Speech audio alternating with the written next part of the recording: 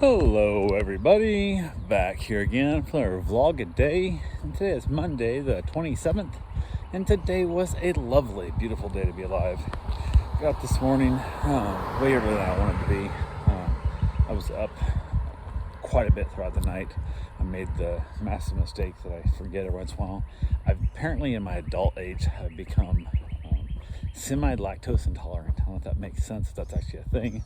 Never researched it. I don't bother Googling shit and talking to doctors and stuff. I just changed my life to make things better, and every once in a while I forget. And I made the mistakes. I'd skip dinner and thought, well, for like a late dinner, early night snack or late night snack, whatever I do, I end up having myself a big glass of chocolate milk and some peanut butter chocolate chip cookies my mom made. And the cookies were really good because they had great taste. They tasted amazing, but they were weirdly dry, crumbly dry. So I'm like, well, I definitely need to have some milk or something with them if I'm gonna eat these cookies. So I grabbed the big glass of chocolate milk, and late at night, if I have ice cream, or if I have cottage cheese and tomatoes or any kind of stuff, like a dairy product, late at night before I head to bed, I usually end up with an upset stomach. I completely forgot about it, and next thing I know, I was, by probably 1:30, 2 o'clock in the morning and stuff, I was sick. So I was up and down the rest of the night, throughout the night, and got virtually no rest at all, which always kind of sucks, but it is what it is. So I got the dogs, once the day actually rolled up to start, I got up and was able to get the dogs out, got them all fed and taken care of and so on and so forth. Everything there was all good to go. And then got a couple things done. My wife headed off to work. She was taking her father to the doctor today also, which she mostly was taking him because she wanted to talk to the doctor. There was supposed to be another appointment for his heart procedure. That the last appointment they had, the doctor they talked to didn't even have the file yet. So it was a completely wasted time, which sucked even worse because they were like an hour behind when they got there. And it's like 30 minutes from the house. So, and they knew they were an hour behind. They just didn't bother telling her, which sucked because literally she walked in the door, oh, he's running about an hour behind. I'm like, bitch, what the hell? And it's that weird time frame, like an hour behind where now you're there.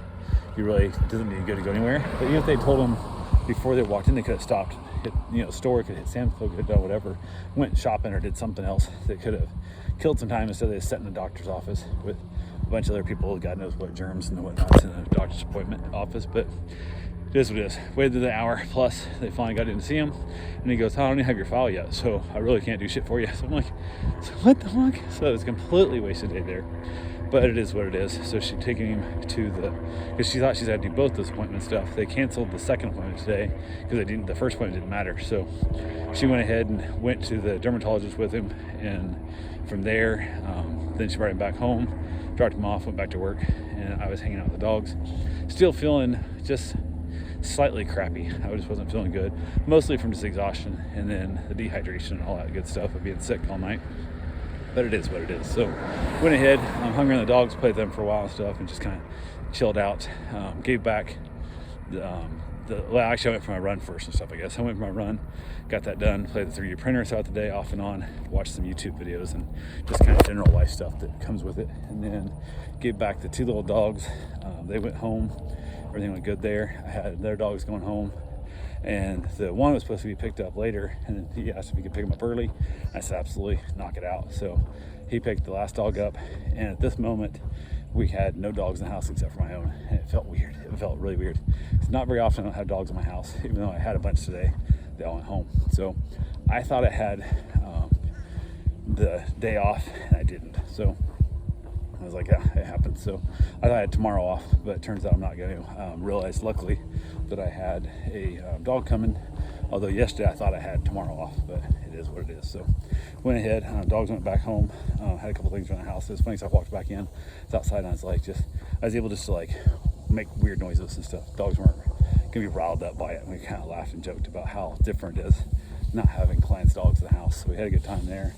Mom made up a crock pot chicken and dumpling recipe I found on Facebook, whatever, at Center, and it just turned out weird. It had a weird off taste. The dumplings seemed like they didn't get cooked all the way or something. It just, I guess you're supposed to cook the chicken and then break the chicken all apart, and then you throw in some raw biscuits.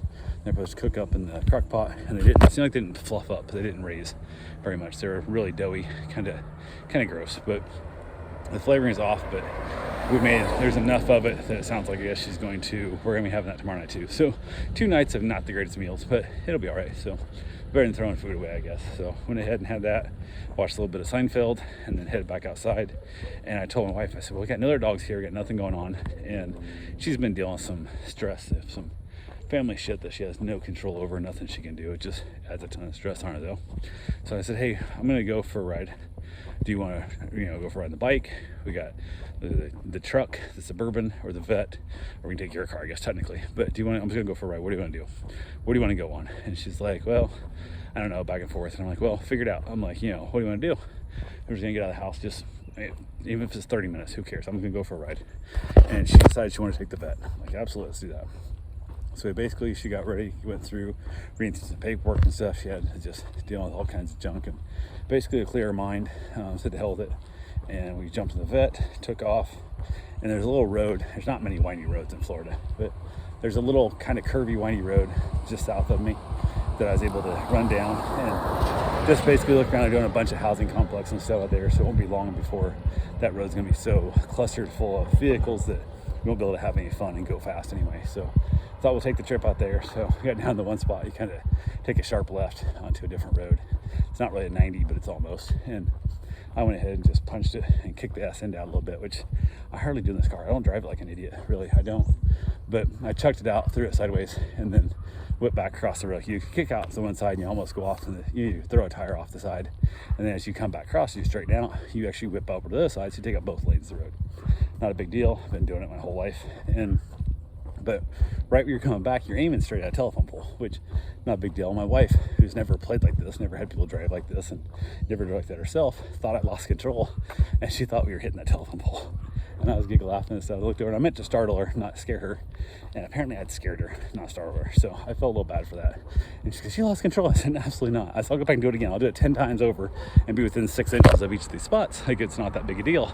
And she's like, are you sure? And I'm like, 100%. I said, I'll go around, go back and do it again. There's nobody around. She goes, no, we can keep going. I'm like, okay. So we headed down. We were just driving around and just doing the speed line. It's 40 mile an hour road or some shit. And then you come to the corners and drop down to second and just kind of punch it and rip to the corner at like 70 mile an hour and stuff. Everybody else will slow it down to 15, 20 kind of thing and that. And had a little fun with it. And I'm like, okay, we're all good. So ended up coming up on a truck, which I saw quite a ways ahead of me on the straight. So I was driving slower, thinking he was far ahead, and he was. So unfortunately, I caught up to him right at the better windy, twisty parts are.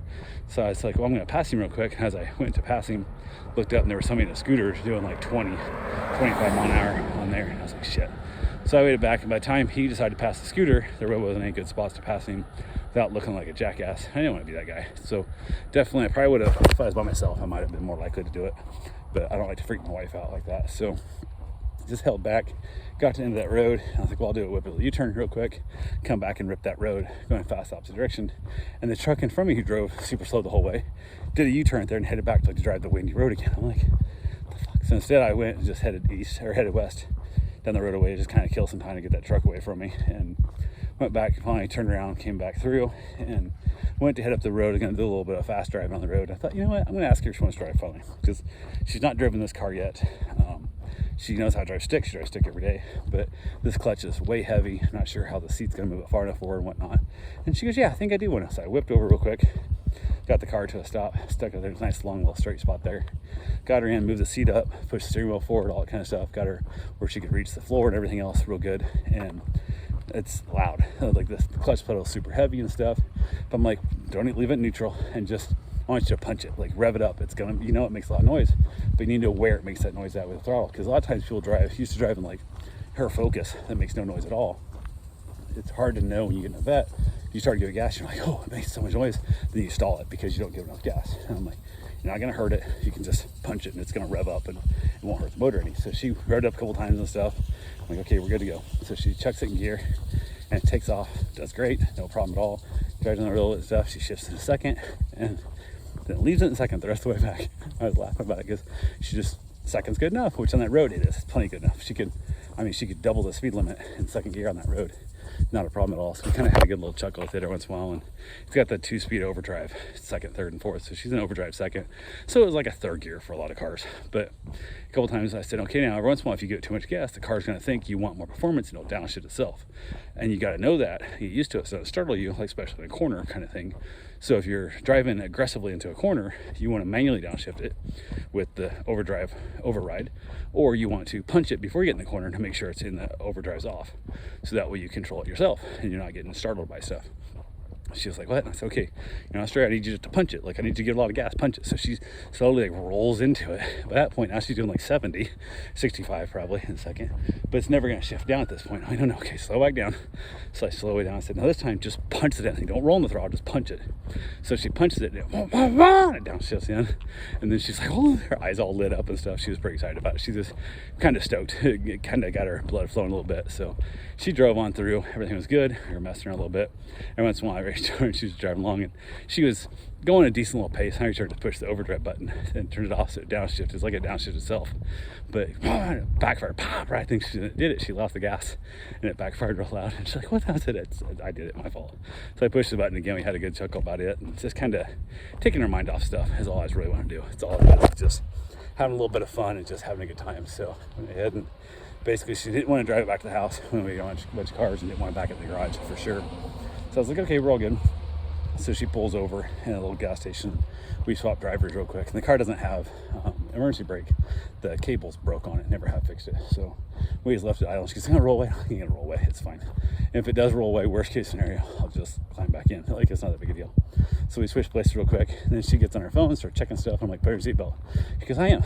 She didn't take it. If you get time to check your Facebook or your message on your phone, you should have had your seatbelt on first. So I punched it leaving the gas station. Kicked her out around the parking lot there, shot out to the street, and kind of threw the car around a little bit, and she's bouncing around the seat. I'm like, so you gotta have your seatbelt on. She goes, I know. So she got a little bit startled in there. In the process of trying to get her seatbelt on so quick, she pinched her finger. So she's like, I pinched my finger. And I'm like, see, wouldn't have done that if you were sitting still. So we had a good little chuckle at that too. So we got back home, had a nice little laugh, and something we haven't done that much since Saturday when she got her shitty family news. Has just kind of been weighing on her quite a bit. So it was nice to be able to go out and just kind of cheer her up and just do some stupidity. So it's kind of nice. I'm glad she's driving it. She has to make automatic Corvettes. I said, they do. I said, we don't want one, but if you want one, I'll get you one. Just tell me what you want, and I'll have it to you by the weekend. Won't bother me a bit. She goes, oh, we don't need to pay more insurance. I said, I don't care. I don't care about the insurance. If you want an automatic vet, I'll get you an automatic vet. If you want an old Mustang, I'll get you a Mustang. I said, if you want to drive something that turns money into noise like I do, I'll get you one tomorrow. Like, I will find you something, I'll have it here immediately. And she's like, oh no, I don't want that much insurance. I said, I'll get rid of this one. I'll get this an automatic Corvette. We can share it as long as you drive it. I'm not driving an automatic every day, but you're welcome to. And she goes, well, I don't know anything about it. So hoping she'll get to decide she wants a Corvette, or pick her up an old Porsche or something. I'd love to find her an old 911 from like the early 80s, whatever. That would be amazing. Some whale tail thing or something. It'd be a blast. But I would love for her to drive something that's just stupid. It's just dumb and fun. That's what I wanted to drive. So something that not guaranteed it's going to start every time. I love that thought. Everything I'm driving right now, except for my truck, is pretty much, I expect to start every time I go out there to it. But it's always kind of nice just never knowing. But I definitely love that thing, and it got my little heart excited that maybe she might be interested in getting something else dumb as well. So who knows, we'll see. But I told her, so I'll get rid of it, get rid of mine so you can have something you want to drive too, because I love seeing her happy. That's the main thing I want out of my days. So, and she's not been having much happy lately, so it's been a lot of stress and stuff. There's just nothing we can do about it, and that just sucks so bad. So, but anyway, we got back to the house, got the car put away, headed back outside, had myself another cigar, ran the 3D printer for a while, planted it, switched out, and put a long run overnight in it, making an item, and we'll see how it turns out. So that's all I got for right now. I will talk to you guys tomorrow. Have yourself a safe, wonderful day. Thanks for watching.